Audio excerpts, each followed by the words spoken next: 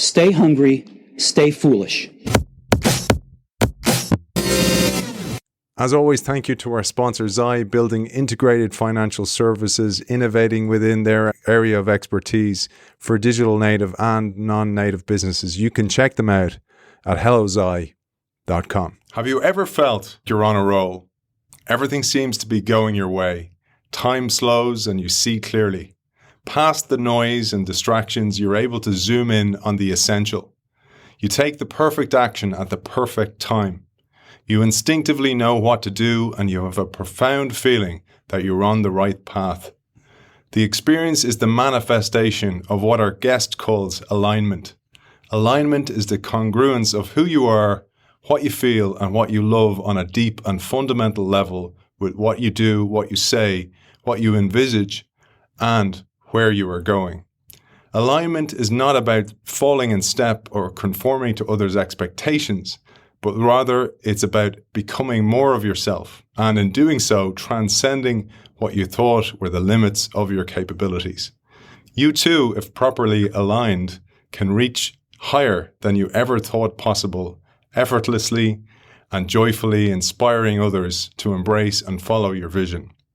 You too can generate that sense of clarity and ease, even in the face of challenges and setbacks. You too can create the congruence of who you are, what you think, and what you do. It's a great pleasure to welcome the author of Aligned, Connecting Your True Self with the Leader You're Meant to Be, Hortense Le Gentil. Bienvenue. Thank you, Aidan. Thank you for having me. I am delighted to be here. It's so great to have you with us. And behind me, you'll see I have 2 copies of your wonderful book. One is up for grabs for our audience. Just sign up to the innovationshow.io newsletter and you will be in with a chance to win that book. Before we even get into the book, I wanted to give a bit of context, Hortense. You and I have been talking for a while, preparing for today's show. And I was telling you, I wear a pin to try and reflect each show. And I bought a pin when I saw the book and I was like, oh yeah, I think I know what that's about. Making a terrible assumption, leadership mistake where I made an assumption. And I bought a pin that was like a mask being removed. And I was like, it must be about self-alignment. And then when I read the book, I was like going, no, I need a totally different pin. And the one I'm wearing is a sea turtle. And there's a story behind that is a wonderful story that talks to exactly that introduction, which is the story of the sea turtle. When it wants to move towards warmer waters, it gets in line with the Pacific Straits and the Gulf Stream. And once it's in that alignment, it shoots all the way down to the other side of the planet. And I thought that was a much more apt version of alignment.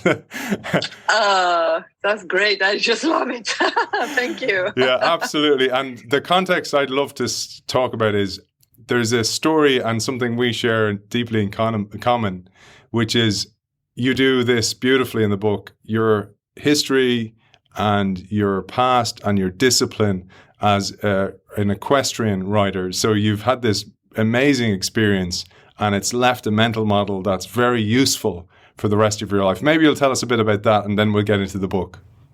Oh, yeah. So I spent more than 10 years competing as a competitor. And yes, I think it shaped me, everything, and first the horses, because, I was surrounded by horses and the empathy story come from here, I think, is coming from here. And I can remember my dad was telling me when I was 5 that he was holding my hand and I let go and I went in the middle of the field with all the horses. He was terrified. And in fact, I was just in the middle of the horses and talking with the horses and connecting with the horses and everything was fine. They didn't hurt me. And he said that I was aligned with the horse. So the competitive, the horses and everything, all that moment shaped me. We were talking before we came on air, and we were talking about executive coaching, and you said you absolutely feel aligned, that everything in your life has led you towards this as well. So you really, truly feel this in your soul. And I wanted to build on that because I'm dying to get into the book, but curiosity has got the better of me in this instance, because in the introduction, you mentioned that you were part of an amazing initiative and that was where you're part of what the author of your foreword, Marshall Goldsmith, created, himself a prolific author, this idea of coaches going forward and making the planet a better place. I'd love you to share a little bit about this, because this sounds so intriguing. Yeah, so Marshall, as you know, is a pape of leadership. And when he turned 70, he decided to give back. He realized that he had great mentor, Peter Drucker, Francis Aidan, and so that he would like to help people. So it's an amazing group of thinker, executive, coaches, and all together, we want to pay it forward too, and also help leaders all over the world to become even better leaders, and for myself, more aligned. It's such a beautiful way to actually help people, because we were saying before we came on air, you help the leader creates an environment. People spend so much time in work anyway. If you can make their life a better place, you can do that through this work. So it's a noble role. Being a leader is a noble role. Being a manager is a noble role. Being an executive coach is an honor. So anyway, let's jump into the book, because we could talk all day about this and we won't even go near the book. And in part 1, you talk about meeting yourself. So this is about self-alignment. And this is an essential starting point, because you say, unless we are fully aware of who we truly are, we cannot find alignment. Why? Because we do not know what to align with. So let's get a first glimpse of typical symptoms of misalignment before we explore the journey of self-alignment. Perhaps you'll take us through this. Absolutely. So some symptoms are, for example, when you are blaming others, you're always blaming others. It's his fault, her fault, the weather, the city, the government, whatever it is. So it's a big clue that you should maybe think about it. So because maybe there's something wrong in yourself or in your environment. When you are always angry also, you wake up, you don't want to wake up. You're like, you don't know why you wake up. So you feel drained. So all that kind of things. For example, I had one of my clients, he was always complaining, always. And say, that happened, this one did that. At one point I said, oh my gosh, I think I have the feeling that you're always at war. Something is wrong. And he told me, no. And I said, yes. And so we began to work on it, because this is big things, and you have to think about it. Let's build on that, Hortense, because I'd love to bring it back to that equestrian background that you have, because through that background, you say there are 2 types of equestrians. Those who seek to impose their will onto the horse, muscling their way forward and pulling on the reins, and those who seek to work in harmony and alignment with their horse, cultivating mutual trust, ease, and communication. Both can be successful. The first, however, is much more likely to hit a ceiling. Perhaps you'll tell us why. Absolutely. I love that. I love that because it's really the power against the force. And Dr. Hawkins, in his book, Force Against Power, explained very well that. So what is power? Power is everything, because power, it's a win-win situation.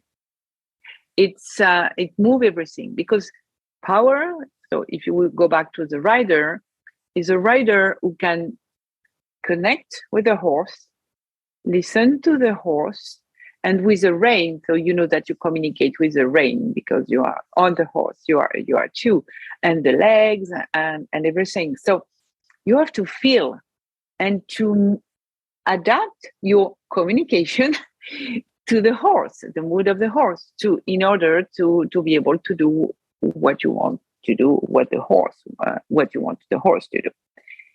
You also can do and use force, and we know some German, very well-known, rider who did that. But imagine you are with your rein and you you hold the rein. And so what happened? The mouth of your horse is hurt, and everything can, and the body can be hurt. And there it's really, force is really a win-lose situation. So what's going to happen? It hurts. And at one point, the horse is going to say, stop. So this is different. And it's exactly the same, with leadership. If you use the force and say, do that, and, whatever it is, and you don't hear, others, and you pass orders, and you don't know what's going on, they're going to do it because they're obliged to do it. You are paid to do it. But at one, they are not going to go further. On the other hand, if you are this leader who can be, empower people and has this power, you want to follow them because they can connect with you. It's all about empathy also, but they can connect with you. They explain why you should follow them, why you should do that. And I think this is exactly, what a real leader has to do, because we know that, the leader role changed. So especially, during the COVID, so the movement was there, but now it's everywhere. So it's not you should do, it's you have to. And we know that, right? So how the leadership is moving from this hero leader, so know everything, and you use your force to the human leader who is who is using this power. I found that was really interesting because we saw it during the pandemic. We saw how many people just they had a moment to actually think for a change. And the pandemic gave them that time to just go to themselves and go, hey, wait a second. My boss has been pulling on my reins for years and I haven't had enough. And that's what, the Great Resignation, your book came out during that period of time. It's been so helpful for so many people to kind of go, wait a second. And also your role as an executive coach, I thought it was really interesting. From the sporting background, one of the great gifts you have is discipline. The other one is you're willing to take feedback, because feedback makes you a better player or an equestrian rider, whatever it might be. And I often think about how either coaching or feedback is without it, it's kind of like trying to put on your makeup without a mirror. So you're gonna get it wrong. But the coaching, you say, is like a mirror, and we all need that coaching, whether that's a team around us who are psychologically safe enough to give us feedback, whether it's a partner who's ready to give you feedback, or in your organization yourself. This part of the coach as a mirror is such an important aspect of the book. Absolutely. So we were talking about sports, just like you in rugby. We know that, is Federer having a coach? Yes. Is, the take everyone. So take everyone, every sportman. They all have, bunch of coaches.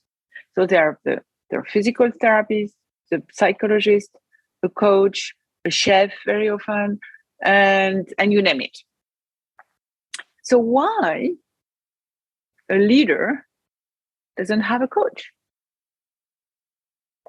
So I think we need it.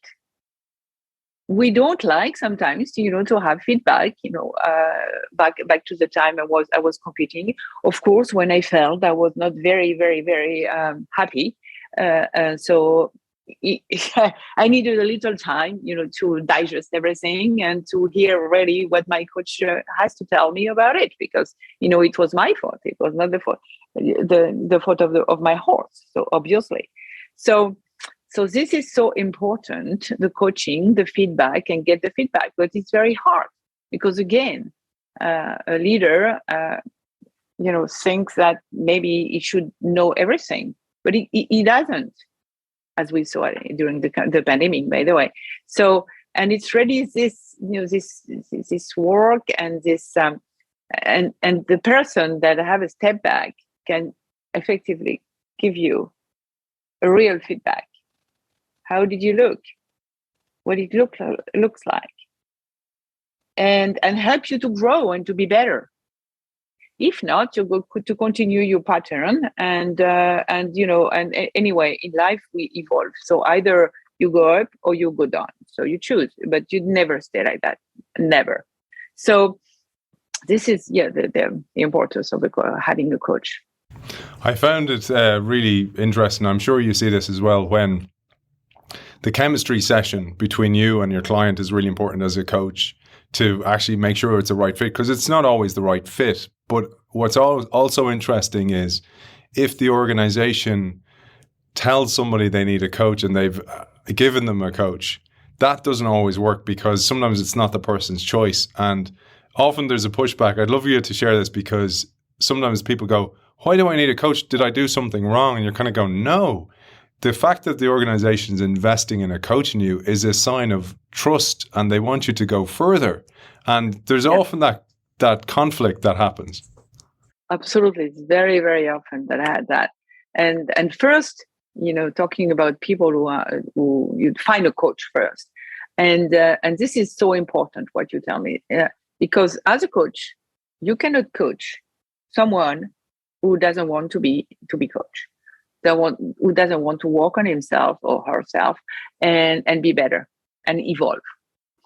Even if he's already better, but we always can evolve. So the first thing is, to test, if this person is or not ready to move forward. And if so, this is the first step. And the second step is, yes, did I do something wrong? And this is stupid, because as we said, it's exactly what you say. It costs, so it's a value. So if the company wants to put it, to put money on you, it's because you have a big value and they're waiting for something. And this is so important. I had one one client like that, and she was here and telling me, yes, I'm very motivated. I want to be coaches and everything. In fact, her CEO asked for coaching. She was absolutely not ready, but she didn't want to tell me, but I could feel it. So it was very interesting, because I told her, and she was, moving always, the meeting, the appointment. No, I cannot. I know she was late. And so at one point, very, very fast, I told her, okay, you are not ready, and it's okay. That's not a problem. So I would like you just to be honest with yourself, honest with me, and honest vis-a-vis your company. So take a week, think about it, and come back with an answer. And already I was very serious. And she said, no. I said, yes, please. So now I'll leave and come back if you want, but in another mindset. And she sent me a message 2 or 3 days later. And she told me, I am ready. And I told her, please explain why, what are you waiting for? And she explained. And believe it or not, everything changed from that moment. Everything. And we did an amazing work. She did. Oh my gosh, I'm so proud of her. And because she had a behavior problem, but she couldn't face it. So all the work was, about that. And it was just, to illustrate the fact that if you're not ready, you as a coach, you talk, they hear, but they don't anchor. And it's this chemistry between you as a coach with the person in front of you. You have to trust this person. You have to know that this person is going to help you. You have to know that the coach is not going to judge you. And we're not here to judge. We're just here to help and to try to see your blind spot and how we can help there, how we can unlock yourself, how we can realign, the person as a leader, as a person, because we are a whole, right? We are only one. So as a person, as a leader, and as a leader in the company with others. So I love it. I love it. And I think that aspect of it's like let's bring it back to sport or even a child. If you try to force a child to do something they don't want to do, they won't do it. You need to wait for them to be ready to maybe do their homework or play a sport or whatever it might be. You can't force them because that's what you want them to do. And I find it's very much the same with the coaching. And as you say, just wait till they're ready, because eventually it will dawn on them. They'll go, oh, okay, I do need this, etc. But I wanted to bring it to, for those people listening to us who go, okay, how can I use this book to actually align myself? And I was telling you before we came on air, the origin of the word coach is stagecoach, which the whole idea is the stagecoach brings a passenger or goods from point A to point B. And that kind of raises the question that as a coach, then you can help somebody get to point B, but it's not you as the coach who chooses what point B is. Point B is their goal, or more aptly, actually, to bring it to the book, it's their why. To bring it back to what you said, I don't want to get up in the morning, I'm tired, I'm exhausted. That's because your why needs to be bigger than your try. And I'd love you to expand on this, because the why is the starting point for everything. The why is, gives it, it's a meaning. You know, it's a meaning of your life, of your work, and why. So you don't do things for the how or the what, but for the why, and we forget. So thinking about what is your why needs a time of reflection, and especially during the pandemic, we really had to take that time to reflect and think about it. Okay, what are my values? Why I'm here? What kind of leader I want to be? How I want to be remembered? I do very often, I give this exercise. It's a very hard exercise to try to write your eulogy. Try to think about each person, each part of your life, so personal and professional life, what you want them to tell when you will not be there anymore. So it's a hard exercise, but you will understand that you don't want them to remember you as the one who, increase the Wall Street numbers by 100 or whatever it is, but they're going to remind you because you connected with someone, because you helped someone, because you were a good dad or a good mom or a good friend, or always there for others or never there for others, or whatever it is. But it's a very good exercise. And your why also, if we don't know where to begin, you go back to at the beginning, when we were young, and the dream. What was your dream? What did you dream to do or to be? What was your role model? And why? Why? And even if you wanted to be a doctor and today you are a leader, it's not a question of going back to school and being a doctor, but it's why. Why did you want to be a doctor? Take care of people, I guess. Okay. Do you today as a leader take care of your people? Question mark. Yes or no? And if yes, could you do better? If no, could you do it? And how to do it? And you built your why.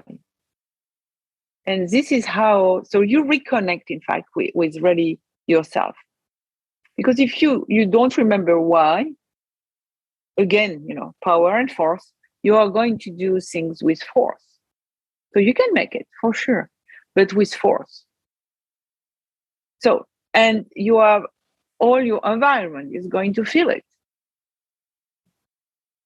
So you are responsible of yourself and you are responsible of others. So, and you don't want, to take all those people. You will, at one point anyway, you cannot. So you will stop it. So this is really this why your value, how you want to be remembered, this time of reflection that you really have to take. And again, especially during this time of uncertainty, because it's your true north. It's your home. Your why is your home. Your why is your, when you travel, you always go back home, right? So where is home? Home is here, not far away. And we always forget that. We always forget to go back to ourselves and say, okay, what can I feel? What do I feel? Do I feel okay? Aligned? No. I'm pissed. I'm angry. Oh, what's happened? What is wrong there? And try to make it, align again. And this is so important. That time of reflection.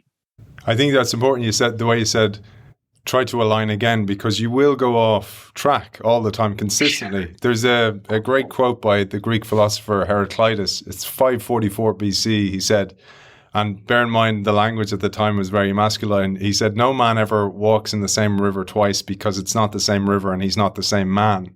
So the river represents the environment, and you're constantly changing as the environment is constantly changing.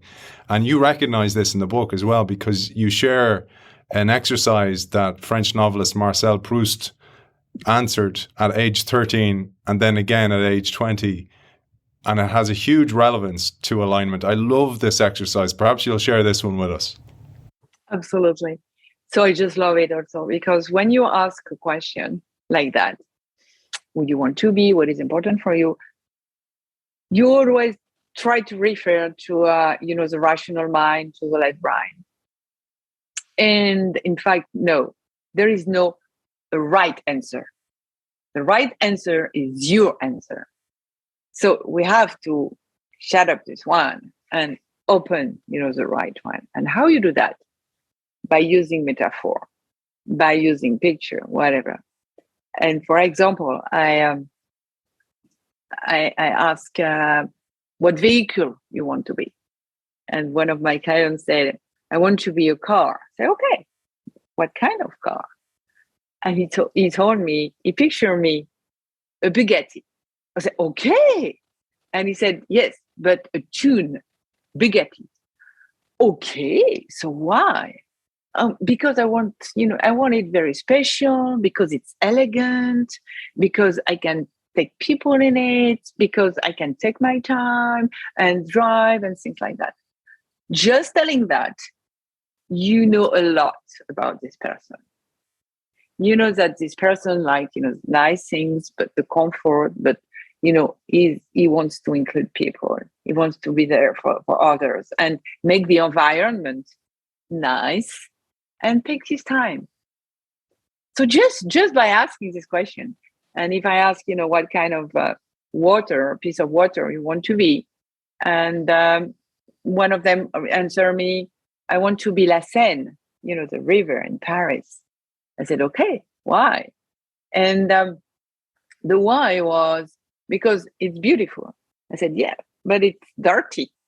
Are you going to swim in the sand? And he said, oh, no, I never swim anyway. So I'm just looking at it. And you understand there that this person is going more about, looking at the force. It's not very, very clear, but I will be there, but I will not go in it. So you understand that kind of thing. So, and you can continue like that with all the question, or my question, the color, I want color, or, the tree, everything, house, everything. And I thought it was great the way you go, okay, so ask that at different times in your life though, because it changes, because the context change. Everything's situational. It depends on the moment in time, the environment, the decisions, everything. There's all sliding door moments going on at any one time, and we need to be aware of that. So let's move on to part 2, because part 1 of the book is about developing a clearer view of who we truly are, our values, our strengths, etc. And part 2 moves on to removing self-limitations, distractions, and other noise that drain our energy, our perspective, and our clarity. So you start this chapter, and you start this part of the book by talking about rewiring our brains and how that's possible. Perhaps you'll build on this. Absolutely. So our brain was made, for example, to begin with, an adult brain, I think, has something like 100 billions of neurons, and each neuron is connecting around 1,000 to 10,000, I think, contacts, in our brain, and not everything, but a lot of connection were made during when we were young and before, so, when you were not, still with your mom, the scientists say that, our brain was feeling and making connection. So those connection, and you did this connection in function of your environment. So, for example, very simple example, you like water. Why do you like water? Because maybe you saw your mother, drinking water, and she felt good. Or you don't like water because you saw at one point someone who was sick with a glass of water because the water was not good. Very simple examples, but our brain is like that, made a lot of connection, and we grew up like that because we needed that, our education and things like that. But at one point, it doesn't serve us anymore, and we are not aware of it because we are so used to be like that.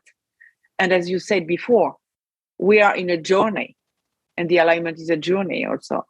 So this is what I call self-limitation. This is when you think you cannot go further because you are not used, and you tell yourself, okay, I cannot.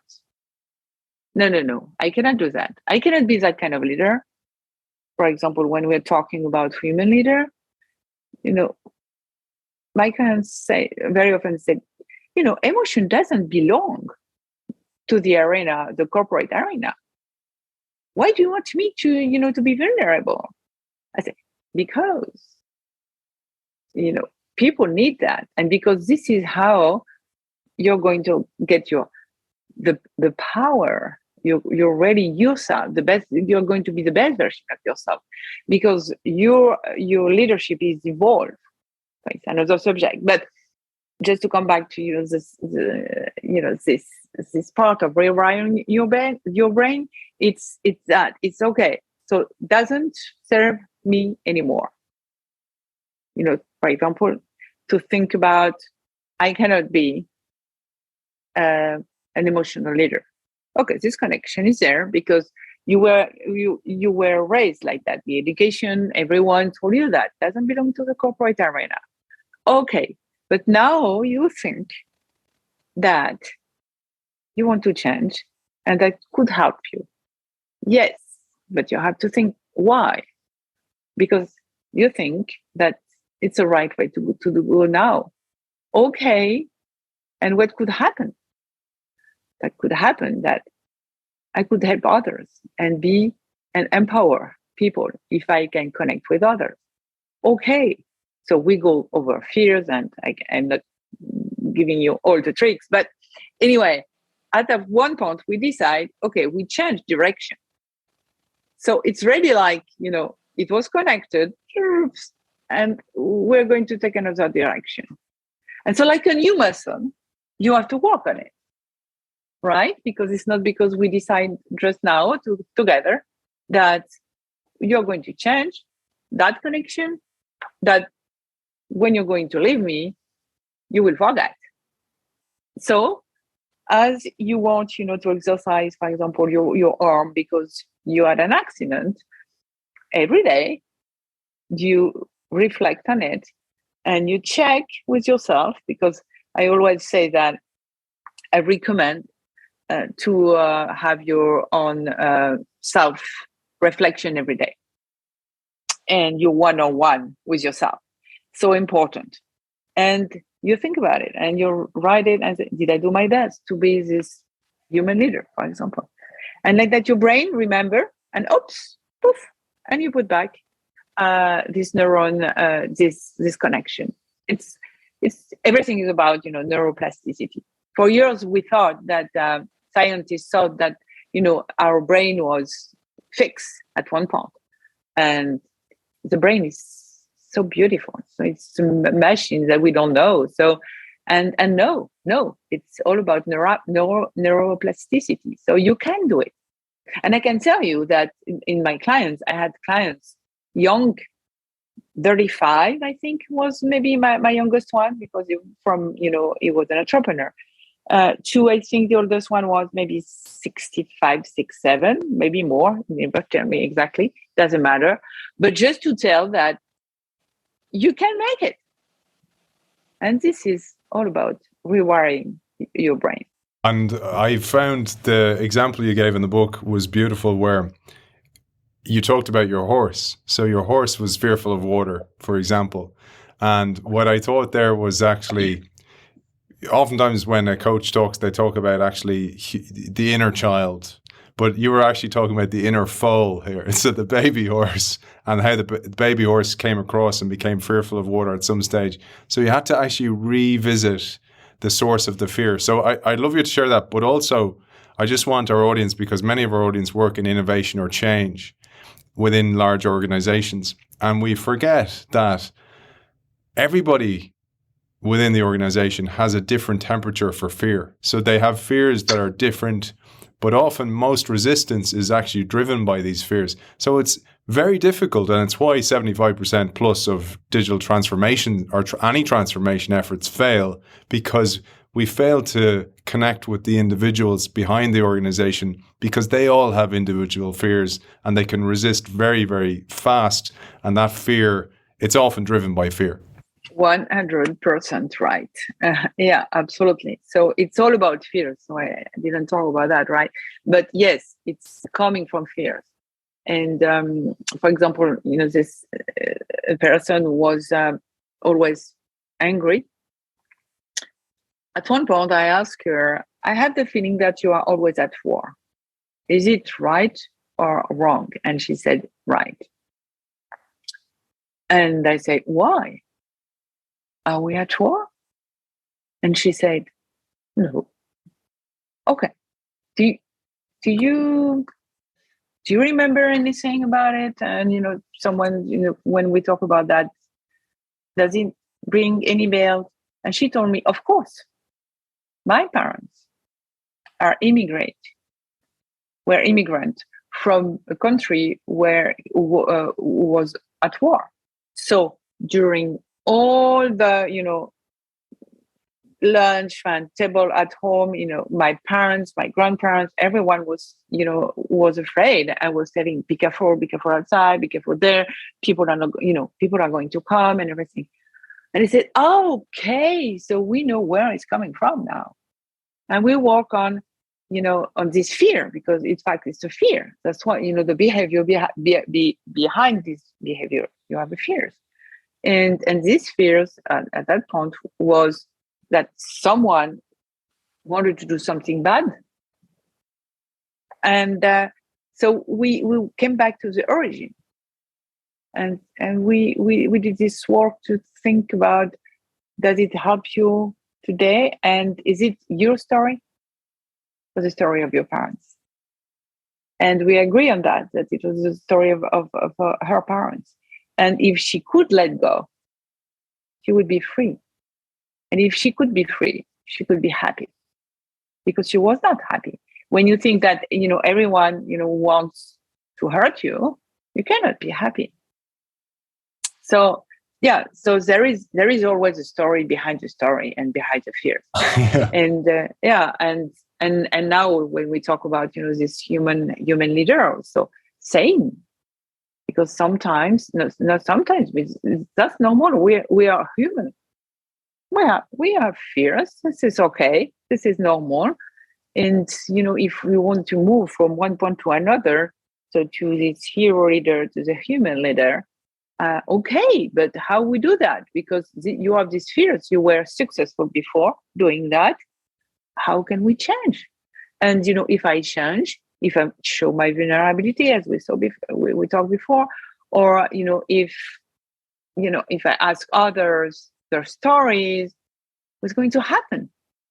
How can I enter that? And maybe I will not be successful anymore because I don't know how to do that. And so you have to work first, because this is the first door. This door, you have to work on that. What are you afraid of? And face your fears and work on it and try to make peace with that. And this is fine. And this is normal. This is okay. You are human. And like that, you can open the door and enter to the new room of being a human leader, for example, whatever you want to do to achieve. This is always the same process. The fears, why the fears, where are they coming from? Looking at where does it belong to you? You let go, the freedom, blah, blah, blah, and you replace for something else. And I loved what you said there about the fact that sometimes your fears aren't even your fears. You don't know where they come from. There's a brilliant study, Hortense, I don't know if you've heard it, where they took mice. And the reason they test with mice is because their life cycles are so fast.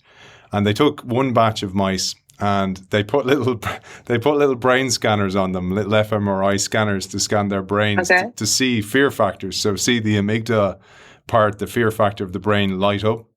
And then they released the smell of cherry blossom into the cages and they gave them a little shock. And they were trying to create an association between the smell of cherry blossom and fear. Then that batch of mice had a new litter, so they had babies, and they put the scanners on and they just released the smell of cherry blossom in, and they measured and they saw all their brains lit up with fear. And then they did it with the grandchildren. Again, these children had never, ever had a shock, but their amygdalas lit up because of the smell of fear. And in a further human study, they showed that when somebody came from a part of the world in the past that had suffered some type of plague or pestilence, they were more xenophobic. So they were less about us. They were more about us and less about them. So they had a very big fear of outsiders because that meant disease in the past. And this was all genetically coded into the brains of people. And I mentioned about the mice because I loved your story about your horse. Because your horse had this fear and you had to bring your horse back to the inner child in order to cure that fear. Absolutely. I love the story, the mouse, but this is so true. Yes, so it doesn't matter, if you don't, by the way, if you don't find why, where it's coming from, doesn't matter. The things, very important things is ready to let go and to realize that does it serve you or not. And for the horse, yes, she doesn't want to jump river. She was afraid of water. She was, my God, she was, stopping. I never knew where it's coming from. So, but we took our time, and I was with her and walking with her. We were, playing with the water, and I took water in my hands and I gave to her, and we were playing around the water and everything. And at the end, the fears disappear. We could be even able to go to the ocean and have a bath with a horse. So, but yeah, it took time. But it's all a question of trust also, right? It's, she trusts me. I was, aware and be careful of how, how she felt, and just try to reassure her and do things like that. And this is what we were talking about before, this power thing. This is empathy. So important, the empathy aspect of any kind of change, that it's going to take time. You don't know what's going on the head of the other. The reason I was laughing, by the way, there was I was picturing myself as an executive coach with somebody who's a fear of water, cupping water in my hand going, drink, drink. and people are like, what is that guy doing? So from one F word, which is fear, to another F word, which is really important, which is the fear of failure. You talk a lot about this in the book as well, because this is actually such a blocker for so many people. They're fearful to take a next step to evolve because what if I fail? And again, it's one of the great gifts that sports gives us, is that you're going to fail all the time.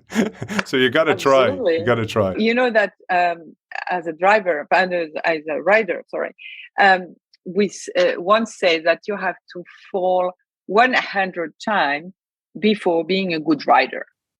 My grandfather, my father, my coaches, each time I was falling, was saying, okay, good, one more. So now go back to your horse. Okay. So the thing is, you have to go back, instantly to your horse to not create fear. By the way, talking about fears, it's a reason why. So you fail, hop, and you go. You fail, you learn, you go. And this is exactly, and Thomas Edison say that also. He said, I didn't fail. I tried 1,000, I think, different ways. That's all. And that's true, because failure, we learn from failure.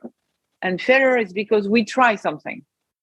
So we have to try to innovate, to evolve, we have to try. So when we try, sometimes we fail. Okay, this is perfect. Okay, you fail. Why? Yeah, and you take this time, just to analyze and to say, okay, so I'm going to do that differently now, and this is how you evolve. So this fear of fail. Can you imagine when you are absolutely locked in that? You don't do anything new. You don't. So you are keeping the same every day and doing the same every day because you're afraid of fear. I was thinking about that actually, is because there's another side then for the leader. So the leader may have fear of failure herself, but also then it's how she reacts to her team when they make mistakes. Like if you think about a parent, the child makes a mistake, it's your reaction to that mistake that's important. So if they make the same mistake over and over and over, that's slightly different, but not all mistakes are equal. So when they're learning something new, which is very common in today's world of change, they make a mistake, and your reaction as a leader or a parent has a dramatic effect on whether the person's going to try again. And I see this sometimes with my coachees, that sometimes they're fearful of trying things because they're like going, well, last time my boss threw her toys out of the pram and she went crazy. She went mad with me. And I'm going to go, well, maybe she needs a coach as well, because absolutely, it's that reaction, isn't it? That's so important. Because as a leader, it's your responsibility to make a safe environment where people can allowed to fail. And that's true, as you say, that first you have, as a leader, to work on that and to work on the fact that it's okay to fail for yourself, and it's okay, to make others fail. And not make, but I mean, and to have people who can fail, and because it's okay and it's good. So it's all about this safety environment to do that. And before we were talking about this ability, how you put all the stories all together, and this is really a cascade, in fact, because really you begin by you talking about fears, fail. What do you allow you to do? And that's why it's so important to be aligned and take this first part of my book, to take this time, to be sure of what you want, and after go in spiral. You said that. You go. It sounds great. Spirals. Yeah, thank you. You said it nicer, though. It's nicer. It helps. Thank you for my hands. And you have to be clear on failure. This is so important. So next, you tell us we need to ultimately value our intuition, and you pose the following questions that are really useful to ask ourselves. You say, how do you know that you're making the right decision? What is that little voice inside your head telling you what to do or not to do? And how important is that voice in your journey towards better alignment? These are really important questions, because oftentimes we don't have all the facts and figures available in order to take the leap and make the decision. And intuition plays a huge part for us. And especially during the pandemic, and now. So we're living in a new world. Everything changes fast, and it's complicated. We don't have the methods, so we don't know how to do that. We don't have the playbook. So how you do that? We go back to this brain, our genius, our gift, and left and right. Left is based on what we know and everything rational, the education, what we did. The right one is the one who is going to make you innovate and know what you don't know, is faster than the other one, and also to connect is the one who is going to help you to connect with people. And this is this one that we have to learn to work with. So intuition is really that. And Einstein said that the left one, so the left brain, the rational brain, is a very faithful servant, and the right brain, it's a sacred gift. And we forgot the gift. So really, we need both. I don't say that we don't need one, and no, but we need to increase. The use. We need to learn how to use, in fact, our right brain, and intuition is coming from there. Intuition is that. It's exactly that moment when you enter in a room or you meet someone and you have this little voice to say, something is wrong. I don't feel well. Just listen to it. It's your intuition. It's when you're looking for an answer, you know all the data, everything. You did your homework. This is not about that. So, and to come back to the leader today has to be this human leader with a vision. We need a captain, and the captain needs a vision. And how you make this vision? Let your imagination, let your intuition, what your intuition is telling you. Now that you have the data, the intuition is going to give you the last word. I loved the story you told us about Bill, and I'm going to share this because oftentimes, and I met actually an executive for breakfast this morning, and he was asking me just what I thought of the work I'd done with his organization.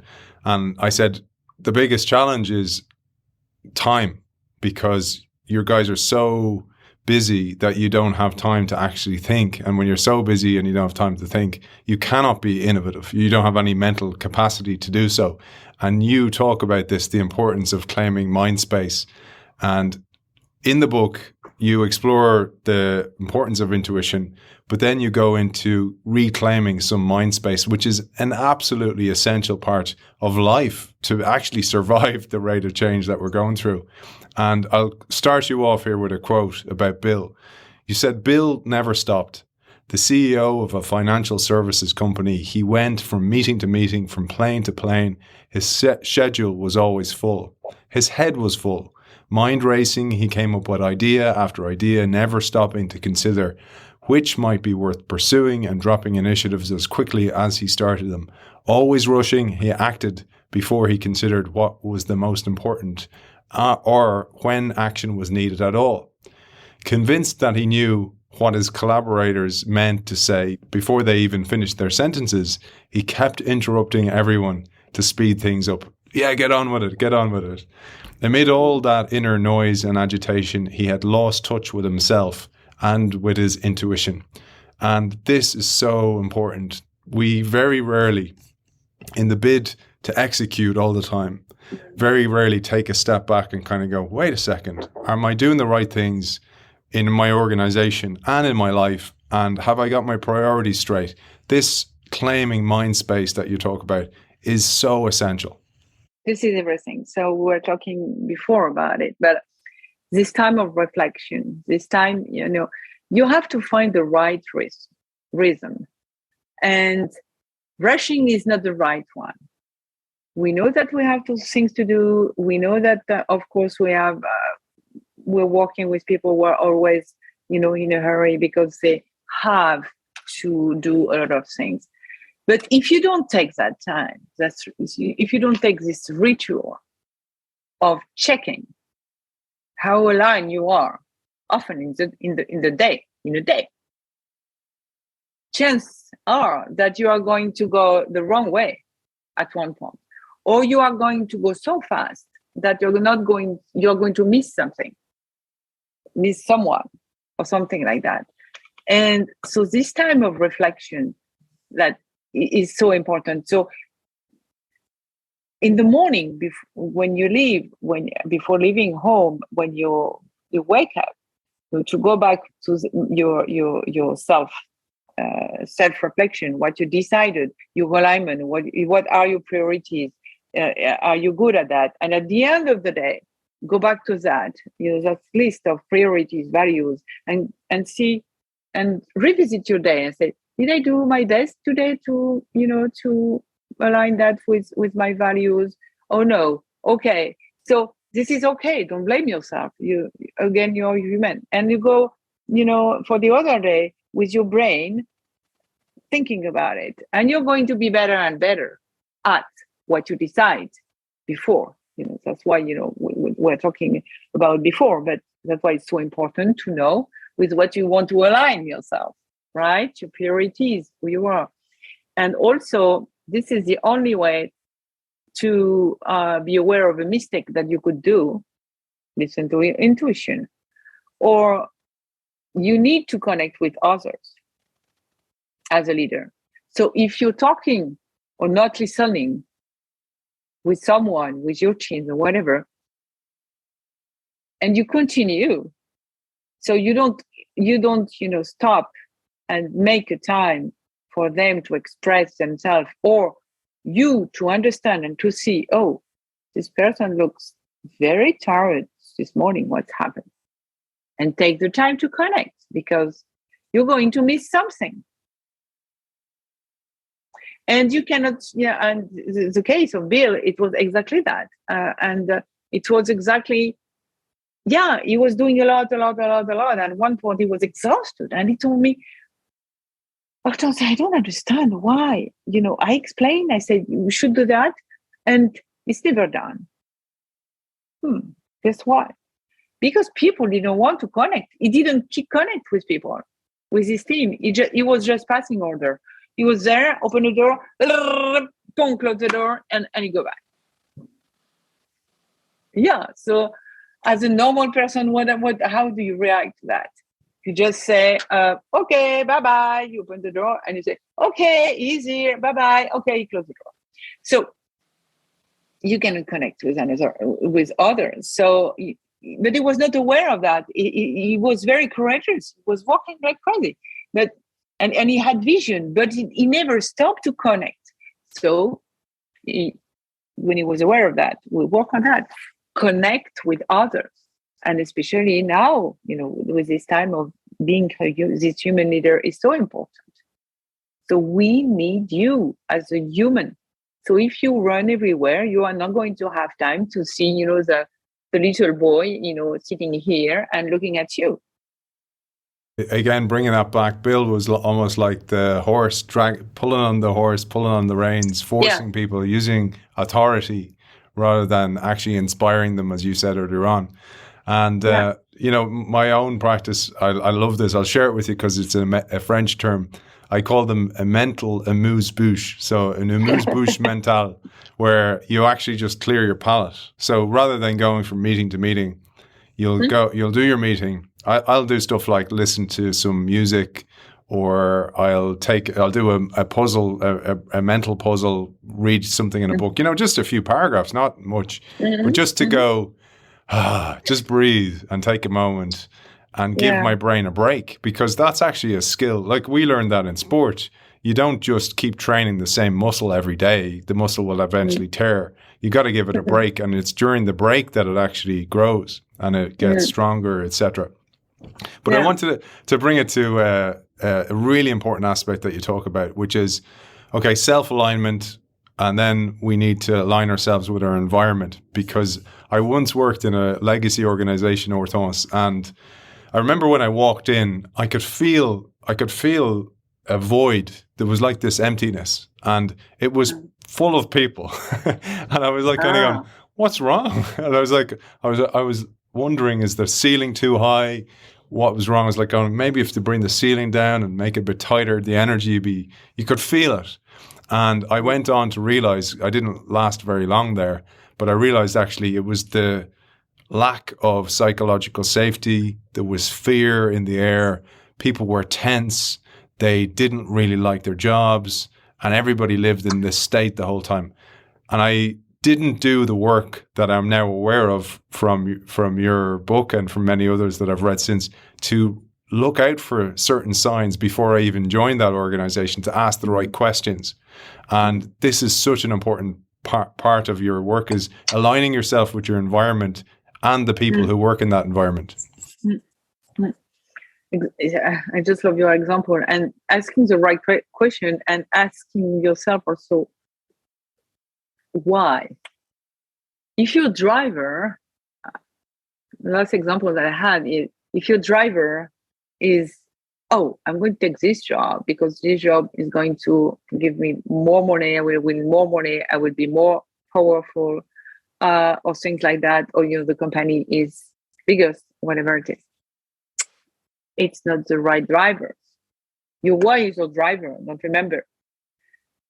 So chances are that you're going to make a mistake at one point, because you're going to be enforced. It's not the right driver. You don't, money, win more money we need money. I don't say that money is not important, but this is not the right driver. The right driver is that you have to go back to your values and how you want to remember, and to see if, the next step or where you're going is serving your values, your vision, and the leader you are to be. It's very different.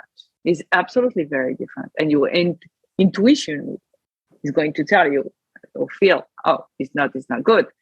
And this moment of reflection that we're talking before, it's very simple, like you say. It's being at the moment present.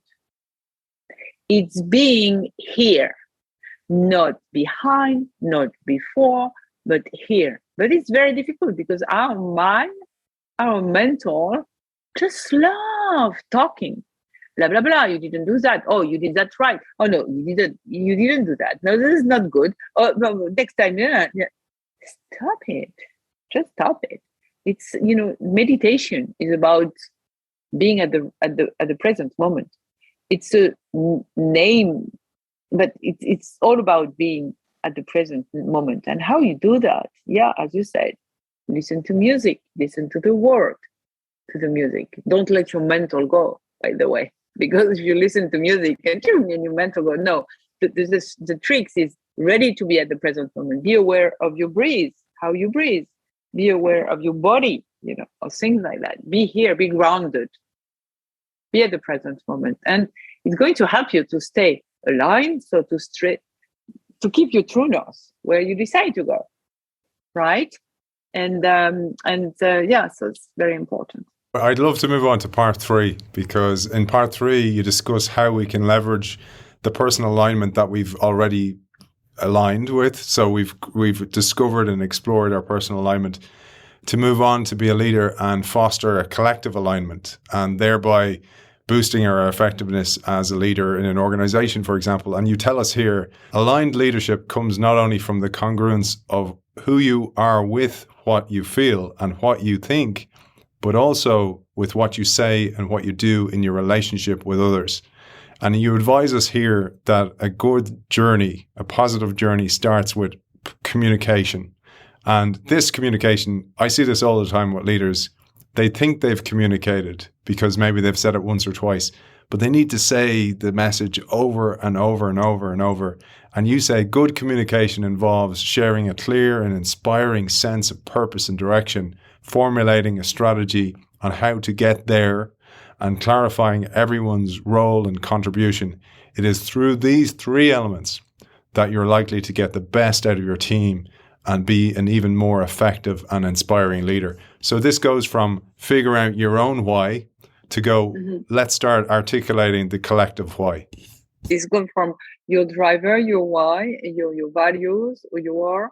So so the story that you're going to have, your own story and your driver, to how you move that to the leader. So how you communicate this vision and how you empower and include everyone. So this is what I call the alignment of alignments with us, because it's all the story. It's your story and all the stories. So how you connect all the stories, your driver. So how as a leader you can make exactly the same. So this same journey of alignment to your team.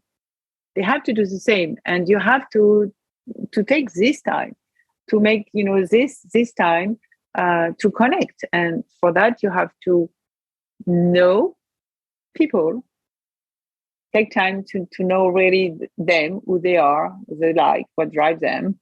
And as a leader, when you explain your vision, explain your why. It's not just explaining, because people cannot guess if you don't explain. So don't suppose that people are going to understand. No. When you want something, you explain something, you explain your why, where it's coming from. Why is it important for you? And where and how and where are we going to go all together? And how you as a person, you are included in this story. So if you want to include that person, for example, this example of this man, or this manager, who each time he was recruiting someone, he was asking him, what is your story and what is your dream and how can we help you to achieve your dream? And like that, he knows that this person, his dream is to have a bigger house, I don't know, because he has a lot of kids, and how you can make a plan to make him win more money and involve in the company.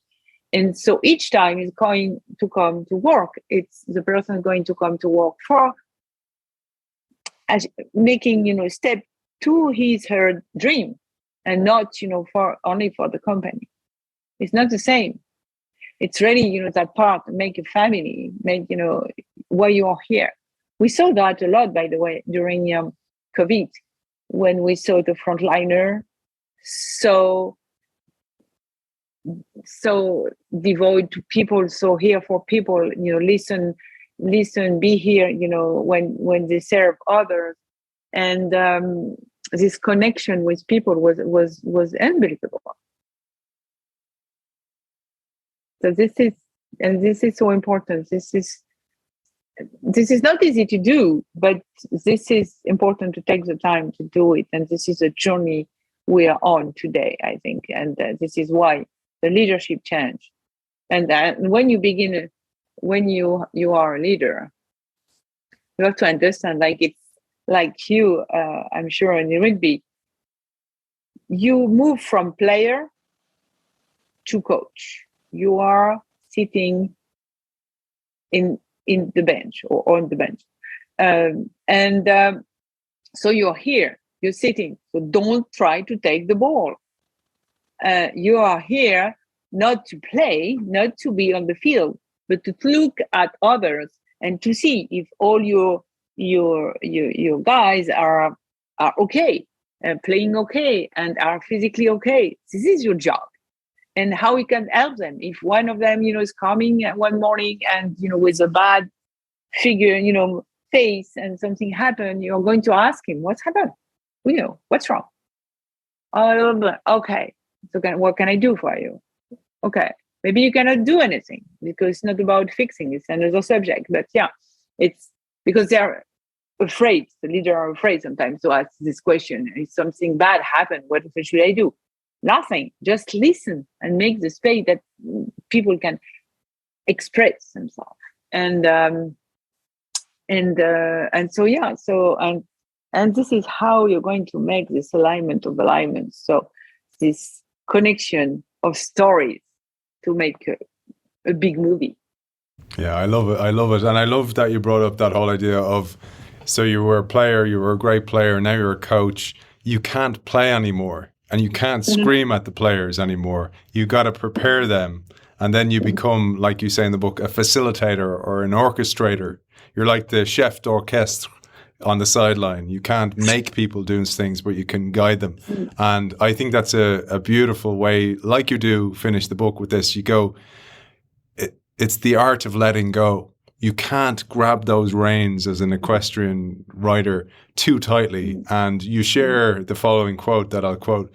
A good equestrian knows that she has aligned with her horse and prepared for the jump. She must let go. She has surveyed the obstacle course, communicated and listened effectively, established trust and found the right cadence to position herself at the optimum position to jump. Now what? Here, the rider's only job is to let the horse take off. The equestrian trusts herself and her horse, and she is confident that both are ready to play their parts. She knows her role is to focus on adjusting her balance and body position in order to facilitate rather than hinder her mount's performance. Her role is also to look ahead and anticipate the next obstacle. I loved that because that absolutely encapsulates what a leader of today's world, of this constant change, needs to be, a facilitator. This is really the definition of alignment for me. It's all the jobs, that you're doing, before and after, this ability to let go and let everyone jump and doing the right, the perfect jump, and you feel there and you're here and you fly and everything is possible and this is great and this is wow. This is you're in a zone and this is this alignment and as a leader, so important to make each one have her own alignment and be aligned with that. I have a final quote that I wanted to share. It's a quote not by you, it's not from your book. It's a quote that I hope you haven't heard, because I was trying to find a gift to pass back to you that I'm going to finish with. And I wanted to first ask you, where can people find out more about you, your book, your work, etc.? Where can they find you, Hortense? You can find me on LinkedIn, and I have a website, hlgconsulting.org. I'll share that. I'll put that in the show notes. And I wanted to ask, perhaps I'm going to give this final quote, and then I'm going to hand over to you to close today's show with your final message to our audience. And I just wanted to thank as well Hubert Joly, who introduced us and who actually exemplified many of the things you talk about in this book about alignment and being driven by purpose. So I wanted to thank him publicly as well for his great introduction to you and sharing your work as well. So merci, Hubert. My final quote, Hortense, is a quote that I love, and I haven't heard it quoted very often, and it's by the brilliant Albert Einstein.